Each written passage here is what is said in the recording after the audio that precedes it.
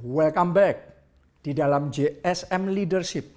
Kali ini saya punya topik yang spesial. Judulnya adalah biang kerok keruntuhan. Tentunya kita nggak mau mengalami keruntuhan di dalam kehidupan kita.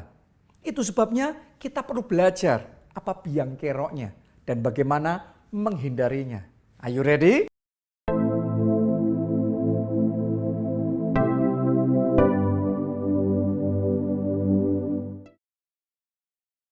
Ayo kita baca di dalam Pengkhotbah 10 ayatnya yang ke-18.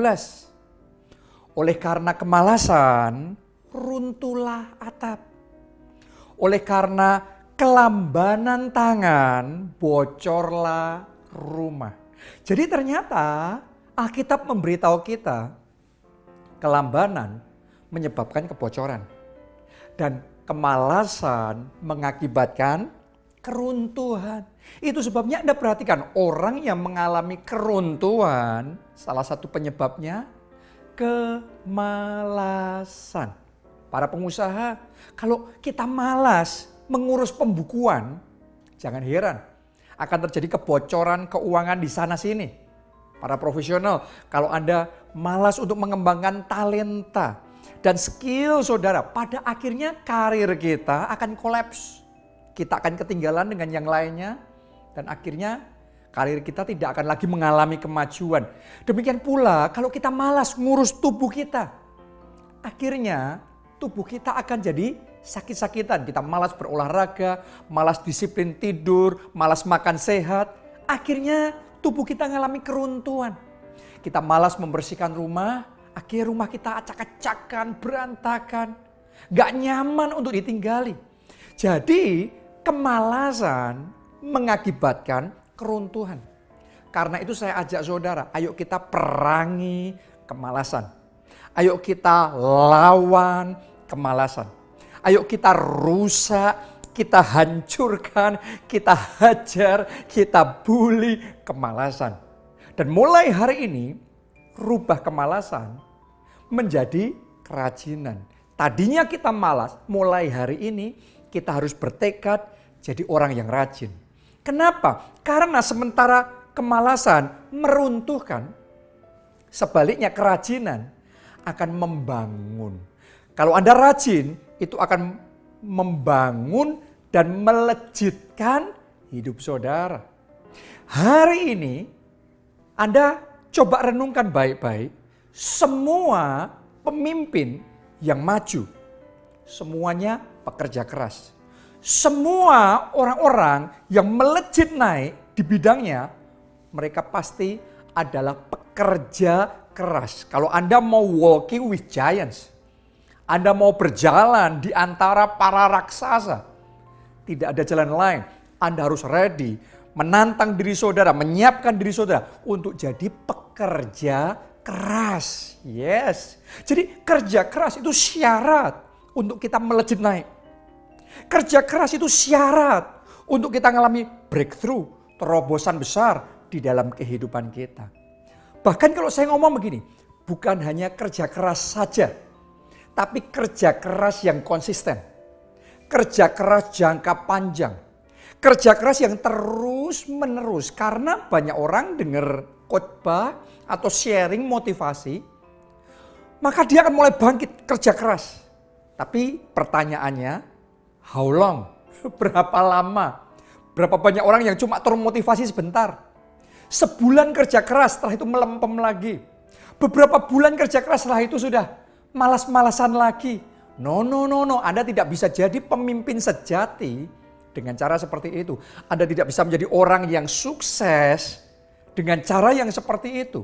Pemimpin sejati adalah pemimpin yang memang punya jiwa pekerja keras. Dan dia konsisten. Jadi kerja kerasnya konsisten. Nah itu sebabnya supaya kita juga bisa jadi pekerja keras yang konsisten. Gak ada jalan yang lain.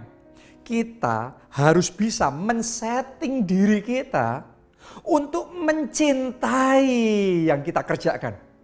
Untuk menjiwai yang kita kerjakan.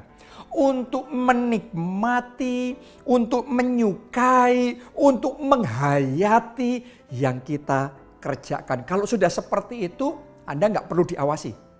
Kalau sudah seperti itu, saudara nanti tiba-tiba akan menemukan dapat tenaga yang nggak habis-habisnya. Untuk kerja keras, tiba-tiba waktu kita bisa ada begitu banyak waktu untuk kita curahkan bekerja keras. Tadinya kita selalu ngomong, wah nggak punya waktu untuk ngerjain ini, nggak punya waktu untuk ngerjain ini. Tapi begitu orang sudah cinta sama yang dia kerjakan, selalu dia temukan waktu.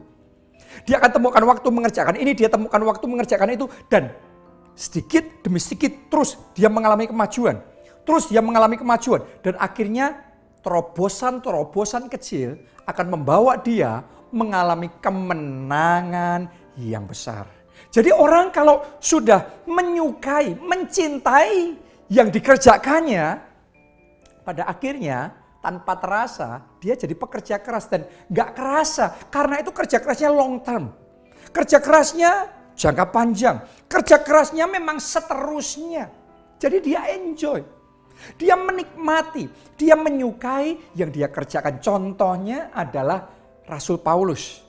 Anda harus ngerti, Rasul Paulus ini dibandingkan dengan orang-orang Kristen pada zaman itu, bahkan dibandingkan dengan murid-murid Tuhan Yesus sendiri, dia bekerja lebih keras dari mereka semua. Kenapa? Karena Rasul Paulus berkata bahwa memberitakan Injil itu adalah sukacita. Kalau dia bisa melayani Tuhan, itu sebuah kehormatan, suatu anugerah yang besar, suatu kasih karunia yang tiada taranya. Karena itu dia cinta sekali memberitakan Injil. Dia enjoy sekali. Dia menghayati sekali yang namanya pemberitaan Injil. Itu sebabnya dia bersedia untuk kerja keras. Orang lain gak mau lakukan, tapi dia mau untuk lakukan. Wilayah-wilayah yang orang lain gak bersedia untuk datangi, dia siap untuk mendatangi. Itu sebabnya dalam kehidupan Rasul Paulus, dia mengalami terobosan-terobosan dalam skala yang tidak dialami oleh orang lain. Kenapa? Karena dia mencintai yang dia lakukan. Buat dia pelayanan itu anugerah, pelayanan itu kerja keras, bersaksi, menyelamatkan jiwa, membangun gereja-gereja. Itu sebuah sukacita dan kenikmatan yang luar biasa.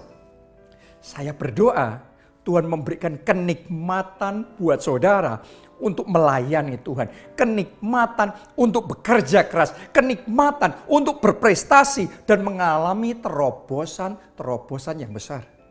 Itu sebabnya Anda perlu buka hati dan terima Yesus sebagai Tuhan dan Juru Selamat. Maka dosa-dosamu akan diampuni.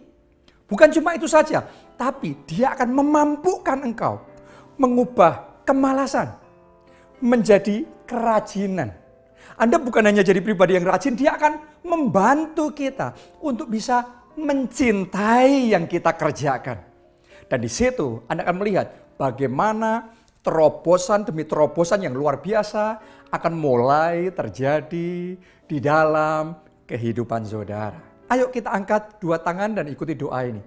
Tuhan Yesus, ampuni dosa-dosaku dan selamatkan jiwaku. Jadilah Tuhan dan Juru Selamatku. Mampukan aku mengubah kemalasan menjadi kerajinan. Mampukan aku untuk menikmati dan menyukai yang aku kerjakan. Sehingga mulai hari ini aku menjadi seperti Rasul Paulus. Pekerja keras di ladang Tuhan. Di dalam nama Tuhan Yesus aku berdoa. Amin. Amin. Amin. Jadi Anda yang diberkati dengan video ini, sharingkan dengan teman, dengan keluarga saudara. Anda yang butuh didukung doa, kirimkan permohonan doa saudara.